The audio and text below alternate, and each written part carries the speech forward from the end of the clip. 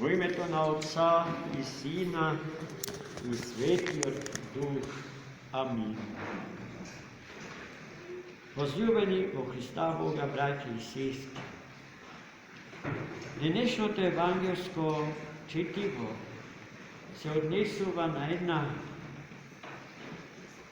незаобиколна тема од нашиот живот. Тоа е темата која што се бави со реалното учество и влијание на демонизм, на демоносфера во животот на секој човек, па и во животот на секој христијан. Како добар вовед во нашата денешна беседа на оваа тема би ни послужила познатата книга на големиот француски поет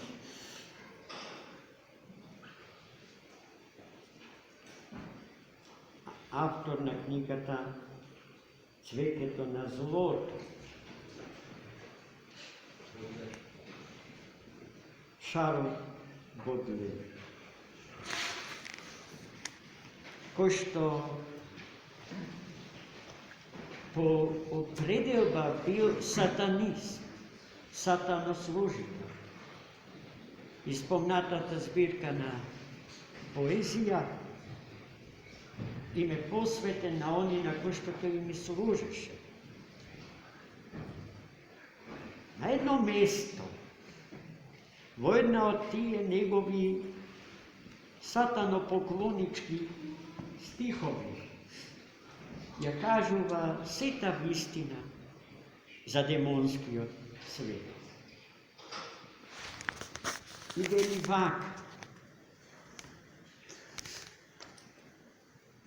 демоните веруваат во Бога. Тие воопшто не се трудат да не уверат во неговото непостоење. Но тоа што го прават со нас е да не уверат во непостоењето на демонот. Да се што од нив ни доаѓа, да не биде препознаено како од нив, туку како свој.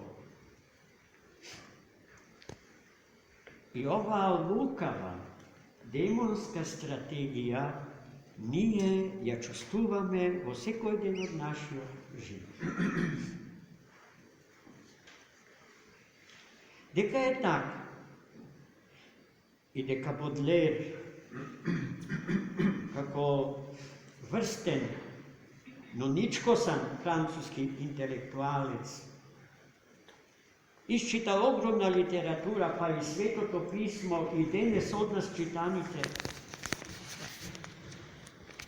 читаната перикопа, напишана од раката на светиот апостол Евангелист Лука, сведочи самата содржина на читаното евангелско четиво, во кое што се зборува за Христа Господа, кој што со бродче, со кораб, го препловил Генисарецкото езеро и стигнал на спротивната страна од Галилеја. А спротивната страна од Галилеја е познатата област за која што денешното Свето Евангелие зборува. Само што слегол од коработ и стапнал на суво, Христос се сретнал со еден човек, од кого што целиот тој крај бегал, бидејќи бил опасен и страшен. не се облекувал во алишта, бил целосно гол. А местото на неговото живење биле пустите безводни места или гробишта.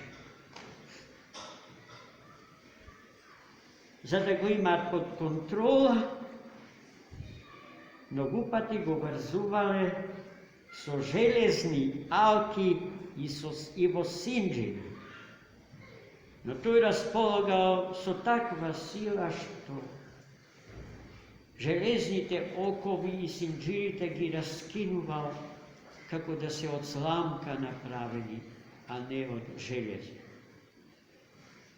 И затоа тој најчесто сам се движа по тие простори, оттаде Галилеја.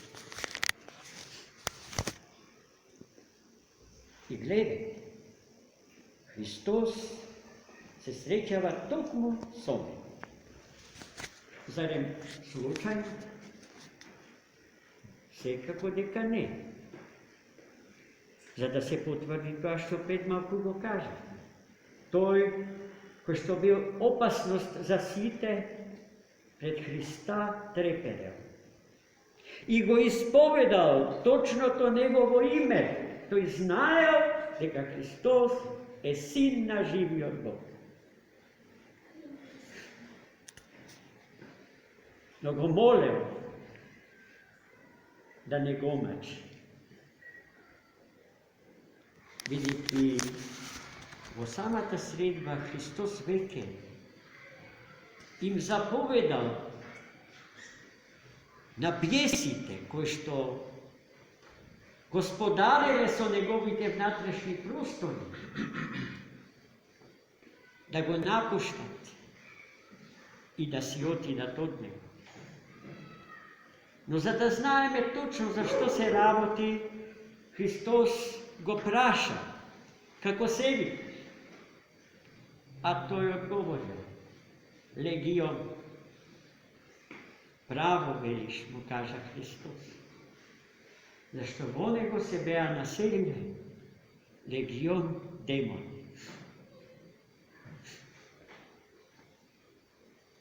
И потоа, тој, односно тие, почнаа да го молат Христа Господа, да не ги испраќа во провалија, туку да им допушти да се вселат во крдото свињи, напасувани од свињарите на тој крај. И Христос им допушти. И тие се вселија во крдото свињи. А свињите под нивно дејство гргнаа по стрништето, влегоа во водите на езерото и се исподаа.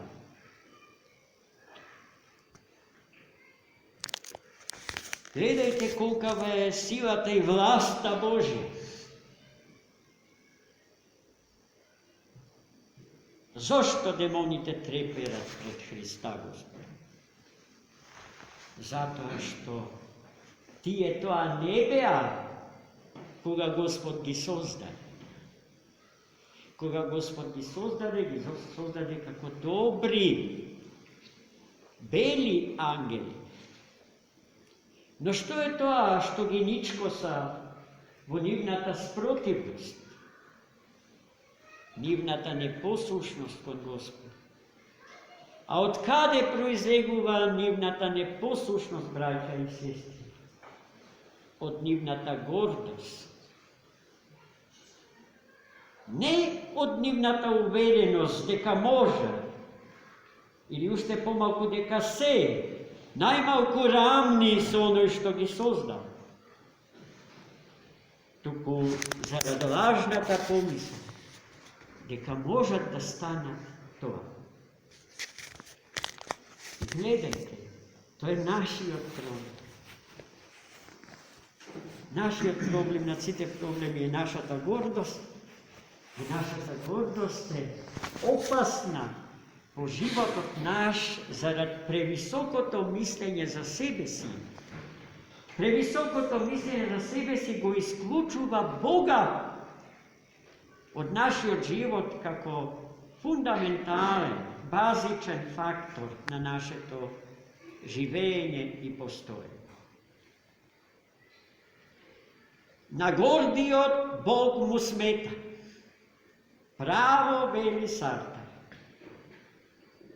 Ако Бог постои, не сум слободен.